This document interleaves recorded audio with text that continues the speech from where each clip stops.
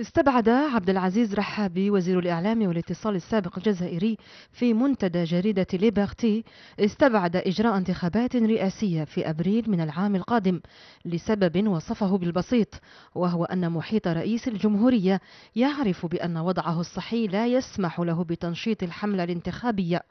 وهو ما دفع حسب رحابي بمحيط الرئيس إلى وضع سيناريوهات أخرى من شأنها ضمان الإفلات من العقاب لمدة سنتين على الأقل جراء قضايا الفساد التي تلاحقهم، وذلك من خلال تمديد ولاية بوتفليقة المخرج الأقل كلفة وأقل مخاطرة بالنسبة إليه، حيث سيتم تمديد العهدة الرئاسية الحالية بسنتين بعد المصادقة على النسخة المقبلة للدستور.